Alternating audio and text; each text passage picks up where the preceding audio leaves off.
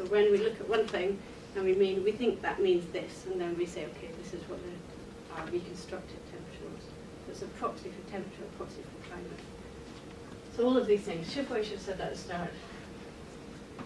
So I'll try and explain that again when we get to chronology as well. The reason it says this here is because Chris and I argued about it.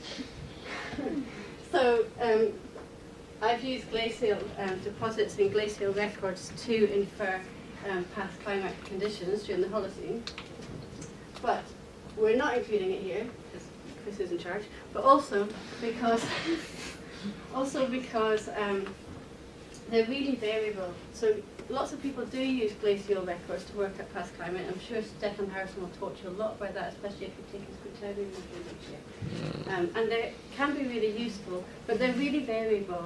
So it's not even just that, say, the Iceland record will tell you one thing about Holocene climate or LGM conditions through looking at the way glaciers have fluctuated from the rains.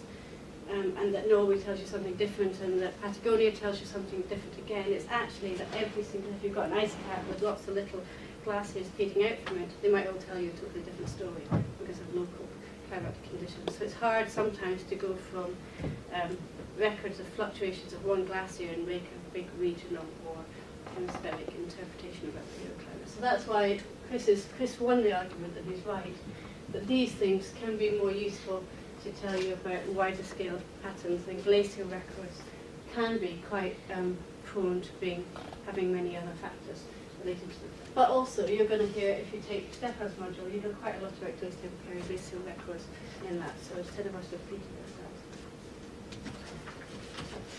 I might still sneak a peek. Anyway.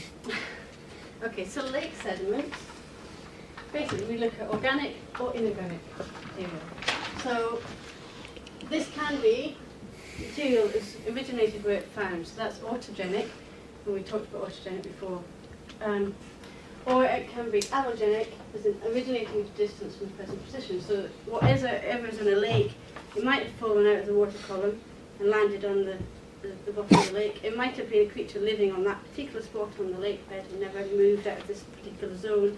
They died in that zone and it's just got buried, and then we're actually looking at that creature and where it always lived. But also, it's probably a lot of what's in lakes has originated from a distance from somewhere else. It's either gone through a river system and into the lake, or at least has moved within currents in the lake. And this can relate to organic materials, these creatures died, or plants, or inorganic materials. So that could be looking at grain size distribution or mineral types. You'll find that this may feel like it gets a little bit repetitive, because basically we can look at the same types of things in different settings, either lakes, marine, terrestrial, peat bogs. Okay, so some of these creatures.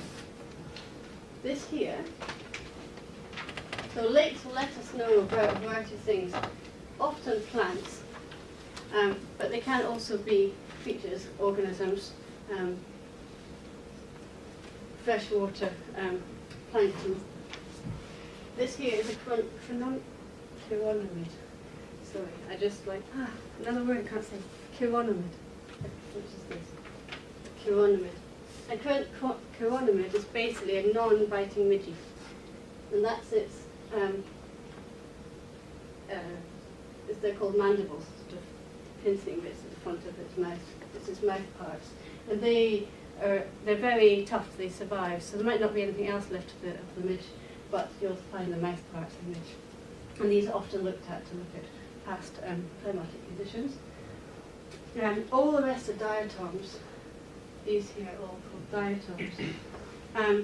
And this here is showing a lake. We'll come back to diatoms in a bit when we talk about marine things.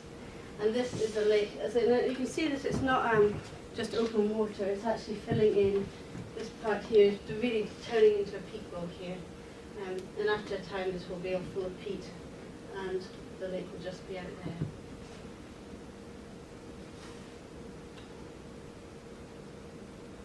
So in inorganic sediments, something I work more with,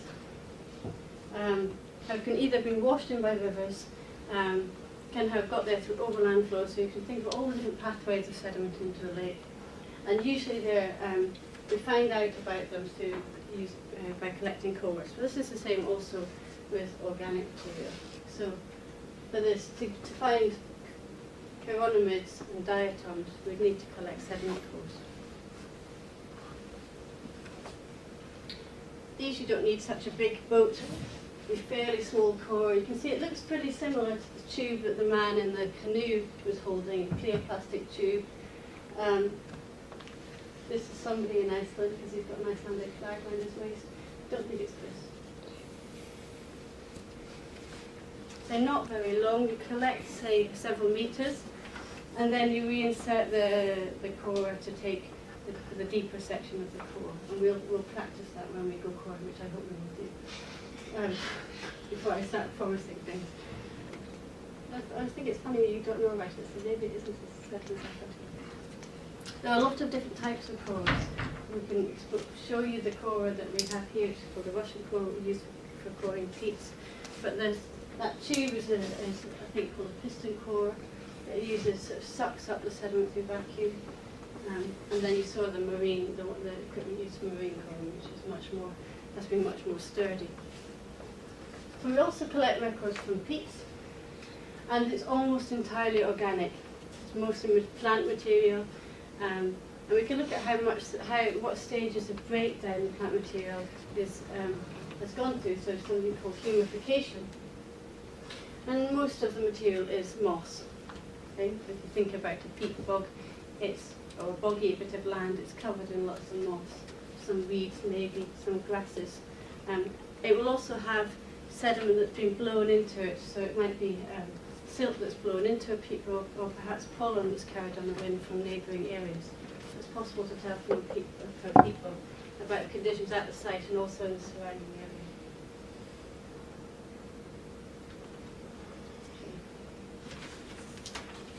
I put this in here because I don't know much about peat, so I decided that it was useful to tell you about the different types of peat. Because only people that have grown up, I think, or grown up in sort of the northwest of Scotland, or lived on Dartmoor all their lives, and liked that's not peat. People that live up here, they collect peat to burn in their fires, but actually most of us don't necessarily know a great deal about different types of peat. So there's two different types. One is blanket peat, which, as its name suggests, blankets a landscape. The whole landscape is covered in peat. This just shows how, as an example from Ireland, how over time the peat bog spreads out. This is the pine and birch forest dies, the land is cleared, and the trees get trapped, and sort of they start to decompose, but not very much. And this bog spreads out. All of this vegetation just builds up here in a blanket over the landscape. This is just showing how this gets disrupted by man. So peat bog records can show natural variation, but they can also show things like charcoal from when land was cleared, or they can show that there's been peat cutting. So the Dartmoor records are truncated at a certain period in historic time because of peat cutting.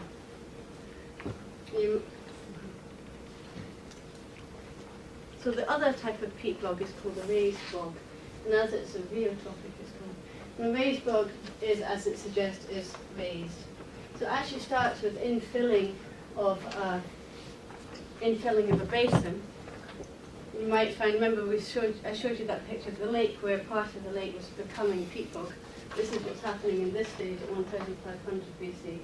But over time, peat develops to fill the whole basin and eventually becomes a dome, which is what's shown here.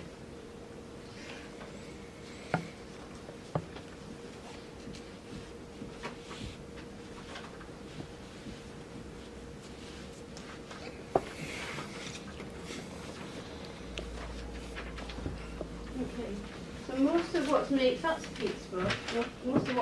peat bogs is this sphagnum moss. And this, although you can see there's some variations here, much of that is variation to do with how compacted it is, how humified it is, and how dry it is. The upper part of that column there is really rather dry, and the lower part is damper.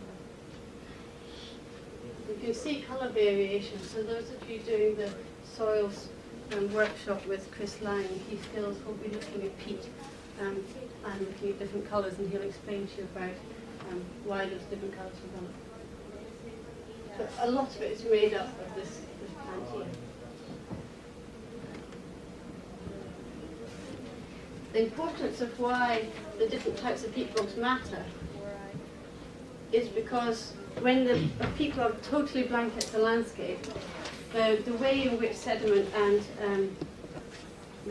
water gets trapped in the peat bog is different from a blanket peat bog. A blanket peat bog varies from a raised peat bog. So the raised peat bog, you can see that it's collecting water and sediment from within this basin, at least in the initial stage of its development, and after that it's actually water flow will flow to the sides of it and collect in fens. Whereas blanket peat bog, blanket peat bogs totally covering the landscape, so there's not necessarily water flowing in from a basin, it's maybe more material that's transported into the air. So it kind of matters to, if you're analysing a record from a peat bog, that you know what type of landscape it was, what type of setting it was, so that you know where the sediment and the water that's been flowing there, and the records that you're looking at, what it relates to in terms of sediment and water transport. Speleothems, we'll come back to with chronology, but they're basically calcium carbonate. And they create stalagmites and stalactites. Stalactites dangling down because they hang like tights of the washing line. Stalagmites building up little piles on the base of caves.